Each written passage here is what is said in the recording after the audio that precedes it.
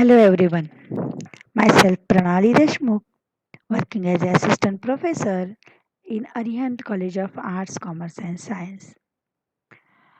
Today I am discussing on the topic. First of all, I just want to tell you today I am going to discuss on the subject that is design and analysis of algorithm, and we will see the first unit of this subject, that is the basics of algorithm. Now, we will see what is this algorithm. Algorithm is a step by step procedure which defines a set of instructions to be executed in a certain order to get the desired output. An algorithm can be implemented in more than one programs.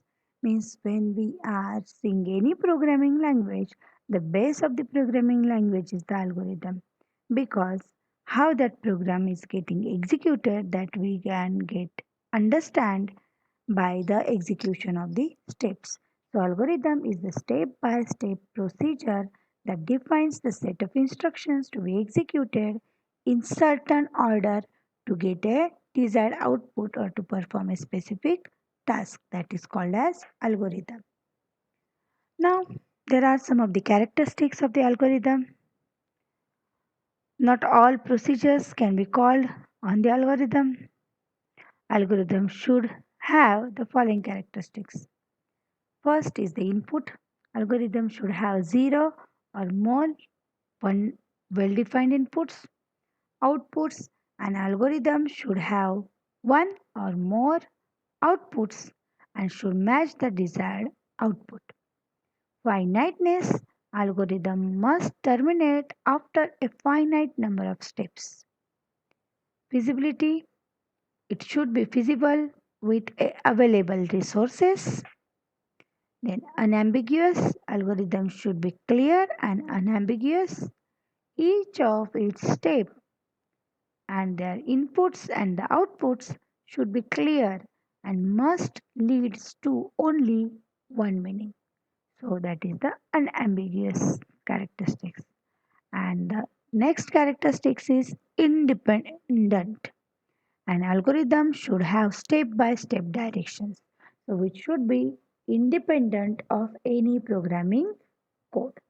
So these are the characteristics of the algorithm, that are input, output, finiteness, feasibility, unambiguous, and the interdependent. Now we will see the algorithm complexities. The complexity of the algorithm f of n gives the running time and the storage space required by the algorithm in terms of n as the size of input data. Now we will see what is the space complexity. Space complexity of an algorithm represents the amount of memory space required by the algorithm in its life cycle, that is called as the space complexity. And the time complexity is the time complexity of an algorithm. It represents the amount of time required by the algorithm to run or to completion, that is called as the time complexity. Okay, so when we are writing the algorithms, it is the important part, that is the complexities of that algorithm. So we measure that complexities in terms of space complexity and in terms of time complexity. Now we will see the asymptotic analysis of the algorithm. The asymptotic analysis of an algorithm refers to defining the mathematical foundation or the framing of its runtime performance. Using asymptotic analysis, we can very well conclude the best case, the average case, and the worst case scenario of an algorithm. Asymptotic analysis refers to computing the running time of any operation in mathematical units of the completion. Usually, the time required by the algorithm falls under three types. One is the best case, average case, and the worst case. Best case, that is the minimum time required for the program execution. Average case is the average time required for the program execution, and worst case means the maximum time required for the program execution. Means the amount of time required for the program execution, we can define the different cases of the program. Now, asymptotic notation. We have seen the asymptotic analysis. Now we see the asymptotic notation. Now, asymptotic notations are used to calculate the running time complexity of the algorithm. Means amount of time required to execute that algorithm that are getting calculated through this asymptotic notation. There are three types of asymptotic notation. One is the big OH notation, another is the big omega notation, and the last is the theta notation. Now we will see one by one all the notations of this asymptotic notations. First is the big OH notation. Okay. This big OH notation is the formal way to express the upper bound of an algorithm running time. Okay, means at for execution of that algorithm, how much upper bound is required to execute that algorithm. It measures the worst case time complexity or the longest amount of time an algorithm can possibly take to complete. See, in I have given one of the graph. This y-axis shows the running time, is the amount of time required, and this x-axis shows the inputs. Okay, when you observe, there are two graphs. One shows the f of n, another shows the c g of n. And when there is interaction, then we get the value of n0. For example, this big OH of f of n, that is equal to g of n if there exists c. C is the constant, the value of c is greater than 0 and n0 such that f of n is less than or equal to constant of g of n for all n greater than n0. Okay, so this is the equation that we use to solve the problems by using this big OH notation, that is f of n that is less than or equal to constant of g of n for all n is greater than n0. Now this is one of the asymptotic notation big OH. Another is the big omega notation. The notation omega of n is formal way to express the lower bound of an algorithm.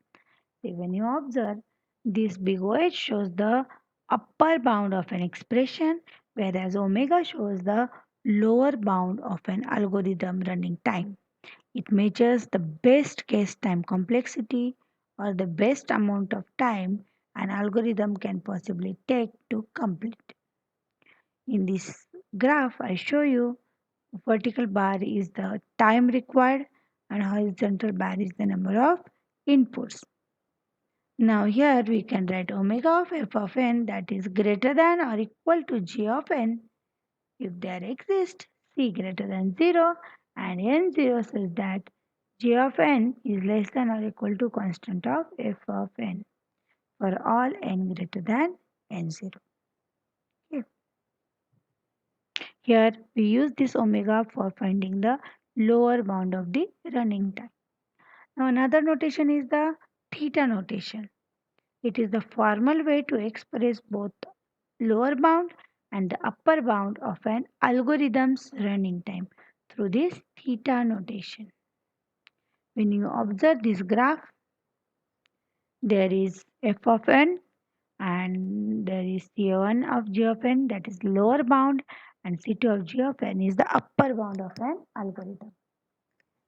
So we can write here f of n is equal to theta of g of n if there exists a positive constant n0, c1 and c2 such that the right of n0, the f of n always lies in between c1 into g of n and c2 into g of n.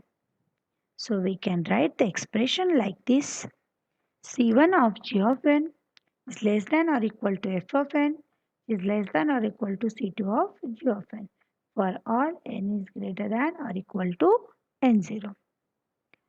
When you observe this big OH notation, it is used to express the upper bound of the algorithm. Omega, it is used to store the lower bound of the algorithm. And this big theta or big OH notation, which is used to show asymptotic upper bound and the lower bound of the program. Now we will see recursive algorithms. Recursive algorithm is an algorithm which calls itself with a smaller input values and which obtains the results for the current input by applying a simple operations to the returned value of the smaller input. The recursive function is a function which calls itself again and again. There are really not any big difference between the two functions except for its ability for recursive functions. It self usually to reduce the loops. Recursive functions are the procedures or the subroutines implemented in a programming language. Those implemented references itself and hence occupy the constant stack.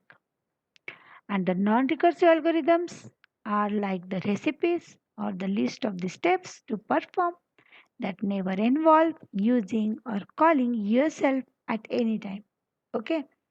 So a non-recursive algorithm or the functions are those ones used most often and they are called, they do a process and they exit. There is only one of them and its results are finite. And non-recursive functions are the procedures or the subroutines implemented in a programming language. Those implementation does not reference itself. So these are some of the introduction analysis of the algorithm points. For making this presentation, I can take the data from these links. I mentioned that links in my presentation. If anyone want more data, they can visit this link and collect the data. Thank you so much. I hope all of you understand my today's session on introduction to algorithm.